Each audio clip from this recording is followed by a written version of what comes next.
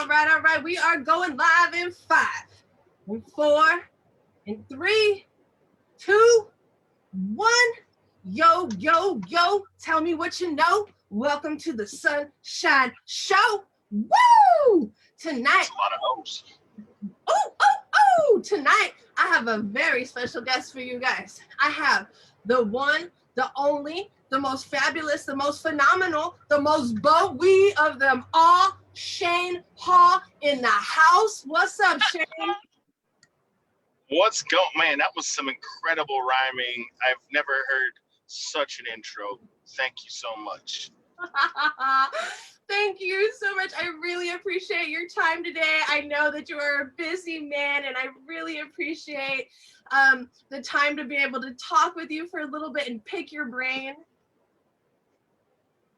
Yeah, I mean, I like people that are interested in what I do. That's pretty humbling when someone just like, hey, can we talk to you about all your love and passion for what you do? Like, absolutely. Hell yeah, dude. We have so many people here to check you out tonight. We got Andy Williams, Jason Schmidt, we got Don McDaniel, we got the whole fan band, Luigi. Thank you guys for hanging out with us tonight. Yeah. Shane, give us a little bit of an introduction. Where are you from? How did you start getting into music?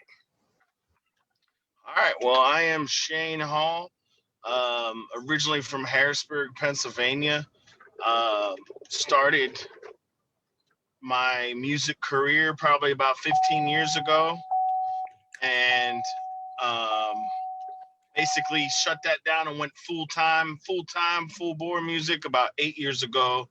And my home base now is Oceanside, California, and I am a fuzz funk voodoo blues titan. I added that last bit because I watched a lot of Avengers lately, and I apologize. Whoa, I really love that actually a lot. What a fabulous introduction. I had no idea that. So you're currently in Oceanside. Yes, ma'am. I'm in Santa Cruz, so we're only like 8 hours apart. I mean, yeah, I'll be right over.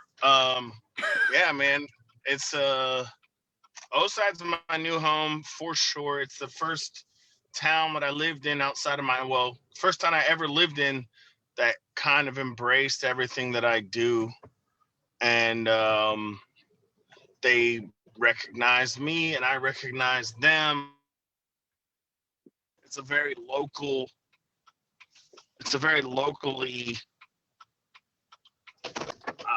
centered kind of town. Like, you don't just show up in Oceanside. Oh my gosh, your internet like, is... hey, I'm from Oceanside now, because they won't let that shit fly. But they love it here. I've put down the roof. All right, hold on. Okay, yeah, you're good. You're just a little bit stalled there, but it's all good. What's up, everybody? So Matt Irie says, yeah, I'm here. Voodoo Blues is where it's at. Takes me back to New Orleans, indeed. What do you think about New Orleans? You spent a lot of time in New Orleans, Shane? I have been inspired by New Orleans in many different ways. Like, it's important to the country, it's important to the culture, to the music culture. I have not made it there yet because I said I'm not going unless I'm playing. However, I'm about to suck it up and just go anyway unless I'm booking out there. But no, I have not been. But the when I did a little bit of studying and stuff, a little bit of jazz and the history of jazz and how important New Orleans is for all that. And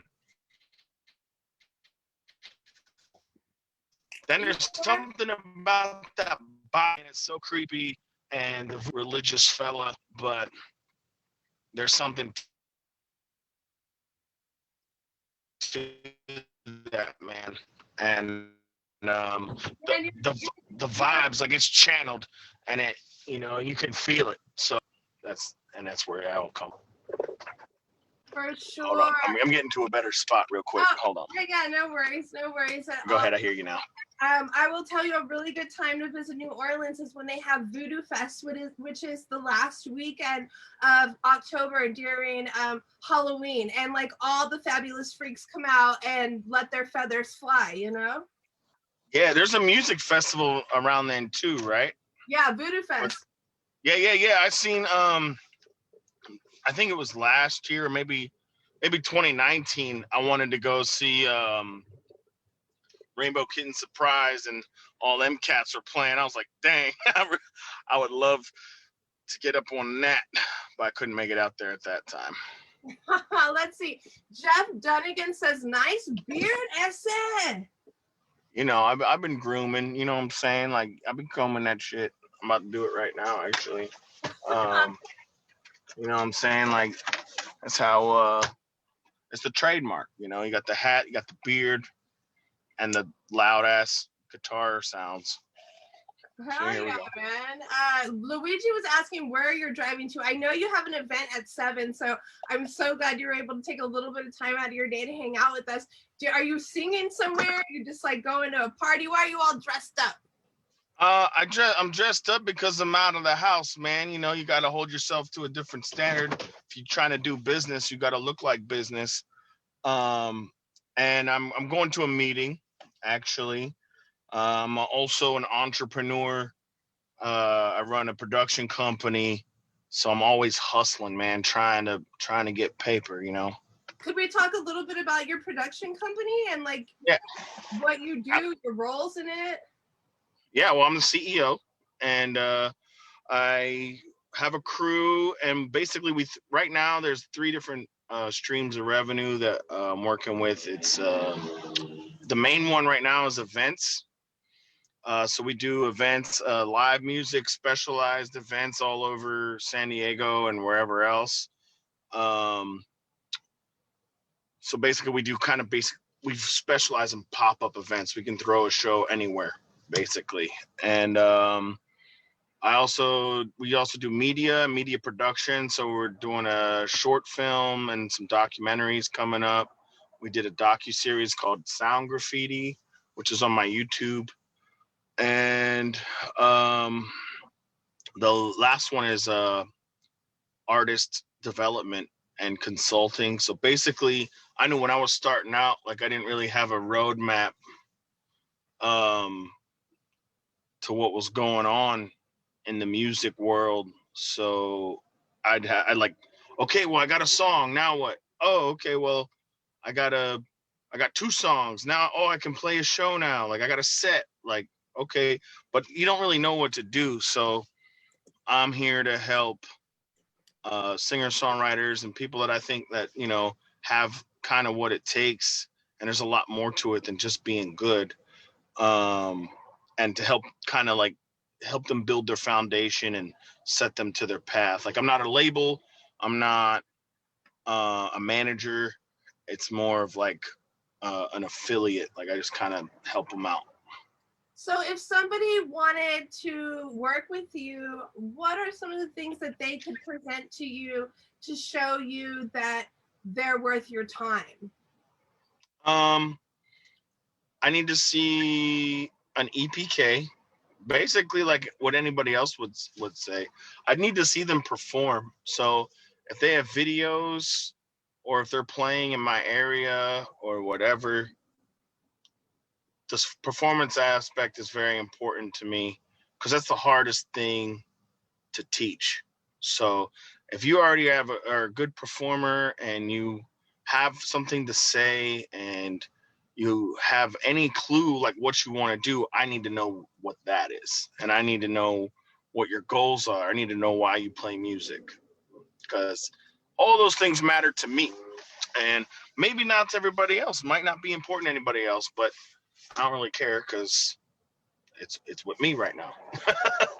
Wow, but I think that's so good. I mean, before I even booked this interview with you, I had no idea that you actually do, you know, the other end of the music industry as well. Not only are you a signed artist, and you have so much wonderful things going for you, but you actually help other artists kind of get to where they need to be.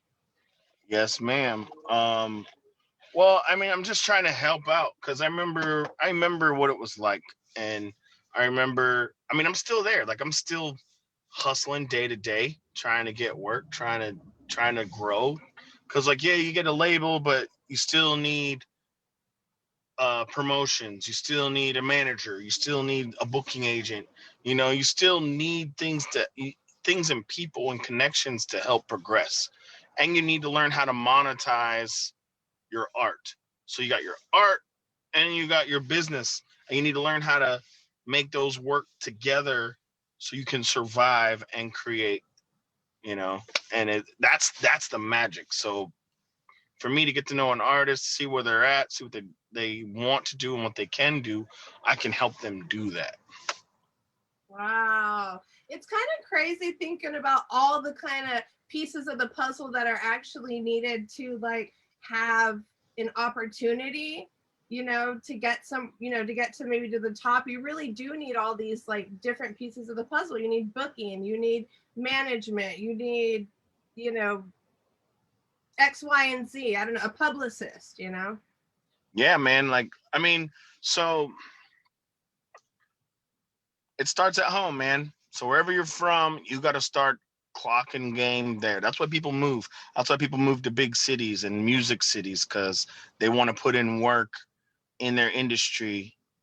But it starts out at home. So you start playing shows, you start playing open mics, and you start playing real shows, and you get the local people that buy talent, that book places, knowing your name, get them folks on your team, and then those opportunities turn into more opportunities, and then you find because it's always about having somebody see you play and wanting to help you, because that's the only way the elevation thing happens. Like, I mean, and you also got to be down just to play as the levels off.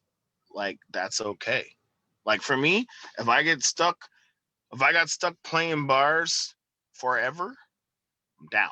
Like, I've already made that decision.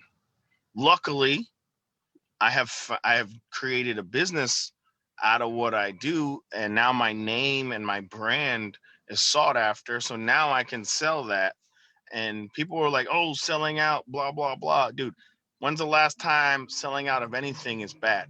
You sell out of food, you sell out of donuts, you sell out of the hottest thing on the menu. Guess what? People are getting paid. And guess what? They can go buy more and make more and sell more. That's the whole point. It's business. Ah, I love it.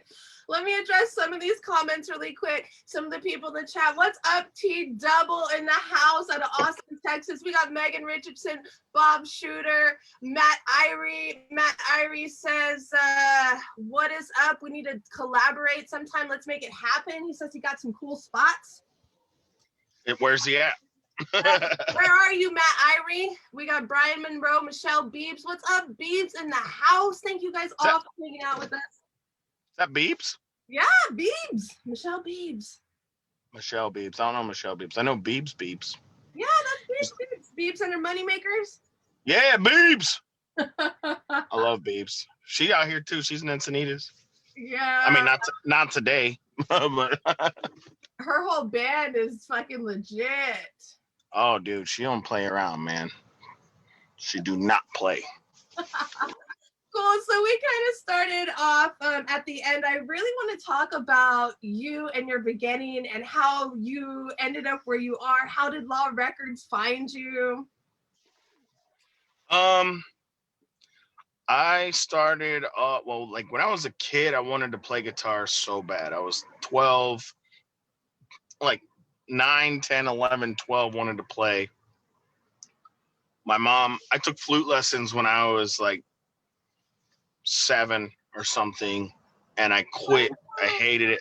And my mom tried to talk me out of it. She's like, dude, like my mom was a horn player. She's like, dude, play horns. I can help you. Just play horn. And I'm like, Mom, I'm 7, okay? I know what I'm talking about.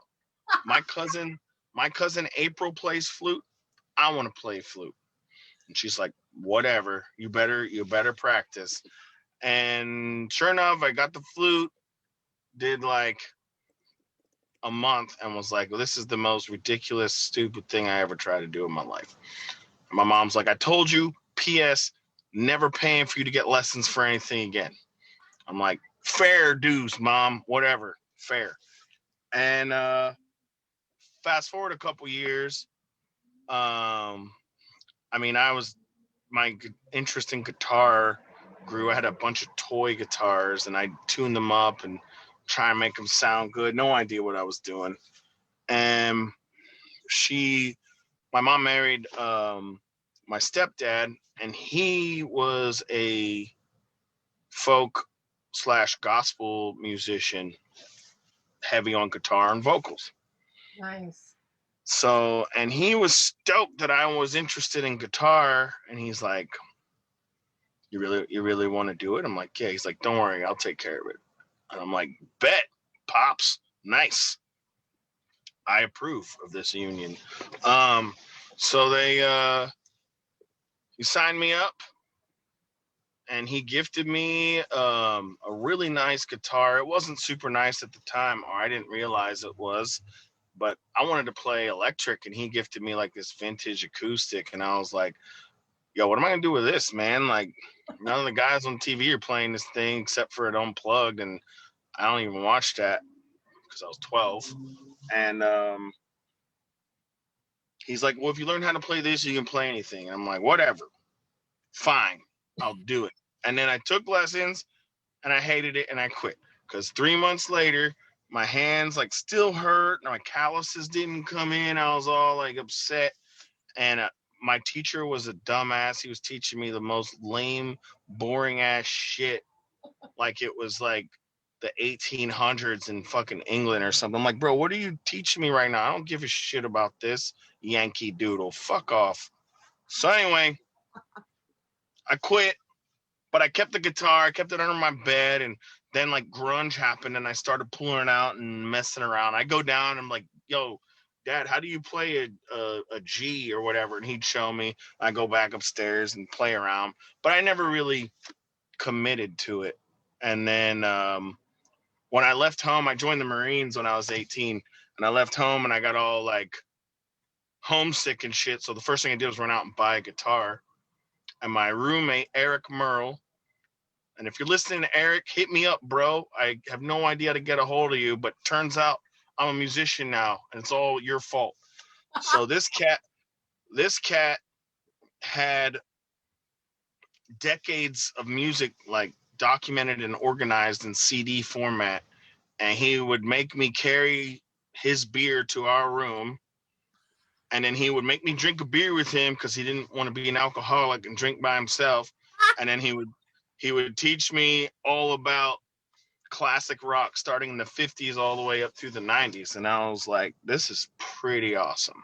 So, and then that's when I started digging in, and then wrote my first song when I was 22, and I've been hooked ever since. Wow. And so when did you move to California? I moved to California for the first time when I was 20. My first duty station was Japan. So I moved to Japan first, Okinawa, when I was 19. And then I was only there for a year, and which is cool because it helped me break my little homesick phase. And I was like, well, this blows. I gotta get out of here. And you didn't like Japan? Well, at first, because I was like, I'm so far away, everything's so weird. And then everyone's like, dude, just shut up, stop whining. And I'm like, whatever. And then I met a friend from boot camp, and I was like, oh, dude, his name, I called him Mouse because he was the littlest guy in the platoon in boot camp, so he called him Mouse. And that cat was an armor, so he worked with all the guns and shit. So I'd be like, hey, man, let's go do stuff. And then we started hanging out, and I had a blast, dude. Had a blast. And then my roommate, Eric Merle, was like, bro, do not go to the East Coast. Do not go. Did you hear what I said? Don't go to the East Coast. And I'm like, I mean, I haven't really thought about it, but I'm from the East Coast. He's like, yeah, me too, dummy. Don't go. Go to California. That's all you want to do. When you go back, how old are you going to be when you get back? I'm like, 20. He's like, exactly. I got 2 words for you. And I'm like, what? He's like, TJ. TJ, you can drink in TJ, bro. Go to California. And I'm like, you're a fucking genius. And it's also sunshine, palm trees, and beautiful people everywhere. It's fucking great. I'm like, all right, deal. So came out here when I was 20. I was here for a couple years, and that's when I started writing music and playing.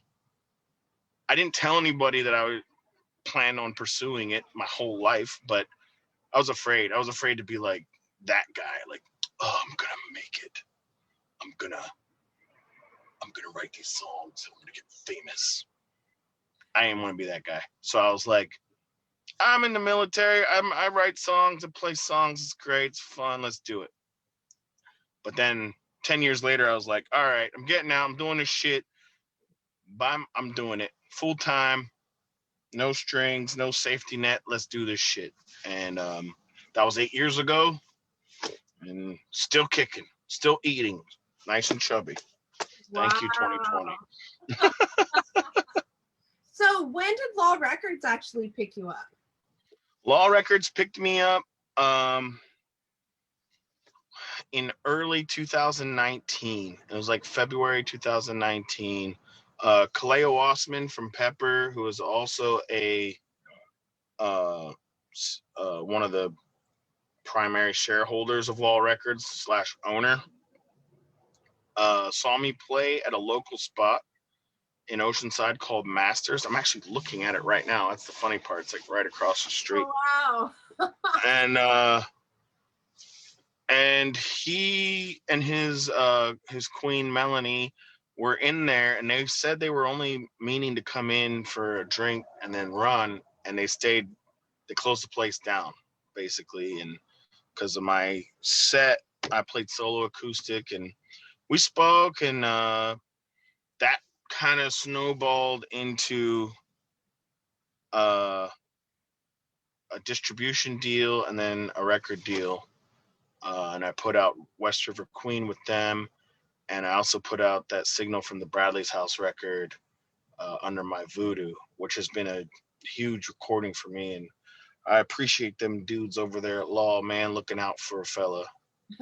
Dude, I listened to that song. I kind of binge listened to your music today and binge watched your videos. And I really love your sound. It's so folky and sort of like singer songwriter-esque, but I feel like that doesn't really sum up the genre of music that you actually sing. How would you describe yourself? I mean, fuzz funk voodoo blues is kind of what I've grown into, Right. but before that I was saying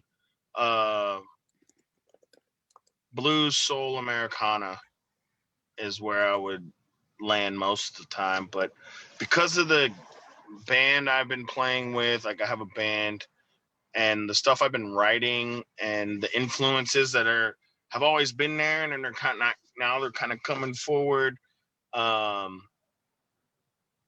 Like the big stage stuff is like voodoo blues, fuzz funk kind of shit. Love that. Voodoo, blues, fuzz, funk. Yeah, I got my first ever voodoo blues fuzz funk record coming out in fall. It's called Howl and Sway, and it's because that's exactly what it makes you do. So Very cool. So we will be looking out for that. Are you going to be touring anytime soon? Have you been playing live shows? Yeah, I did some underground shows in 2020, and now I'm back out doing some like local events. And I did a little run of shows in Utah, went to Salt Lake City and Park City, going out to Colorado in June, going to Arizona this weekend. So yeah, I'm trying to hit all these markets right now while everything's kind of quiet, because the big dogs can't get out and tour right now. So it's kind of wide open for us independent folks. I call it the Age of Independence tour. And it's just going to continue from March all the way till like November. Oh, So hell yeah. I'll just be going out somewhere like every month. Hell yeah. I know we have to get this wrapped up because you actually have somewhere to be at 7 o'clock. Two things really quick. So would you say making it is a part of hard work and hustle and a part of being at the right place at the right time? I would say making it is an illusion because there is no finish line. There is no finish line. There is no destination. It's all journey, and I'm done when I'm dead. I'm speaking for myself. So I'm done when I'm dead. And I'm going to keep pushing. I'm going to keep trying. I'm going to keep doing new shit. I'm going to keep growing. I'm going to keep learning things on guitar and vocally until I cannot do it any longer. And the success is definitely hard work and hustle, and it's being prepared for your opportunities. Because if you stay at it and you're working, the opportunities come. But if you're not ready, like if I wasn't ready to go hit the road right now, and that's financially, uh, like I got some swag on the internet, like so, like if I wouldn't didn't have all these like irons in the fire and all these little things ready, I wouldn't be able to capitalize on the opportunity that I have right now. Absolutely.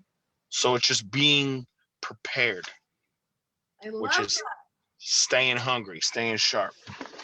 Oh yeah. And then last thing before we go, what is the best piece of advice that you can give the audience, or maybe the best piece of advice that somebody's given you that you can share with us? I mean, about what?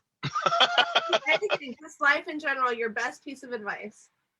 Best piece of advice. You know, life's a simple math problem. If you get more happy moments than sad moments, you're doing okay. So focus on your moments and capitalize, like make them yours and enjoy them, and you won't regret it. Awesome. Shane Hall, thank you so much for taking time out of your day to hang out with us. And maybe next time you can come back on and sing a few songs for us. I mean, I'm down. I mean, I don't do shit for free, but okay, we'll talk about it. We will figure it out. You guys, thank you all for hanging out with us. Please get on your IG. I will drop Shane's social media. Make sure that you follow him and support him and grab that merch and grab those singles. You guys stay safe, keep smiling, and keep rocking and rolling. Shane, I'll talk to you next time, brother. Yeah, appreciate you. Yeah, Thanks bro. for having me. Yeah, I appreciate you. All right, take care, guys. Bye. Later.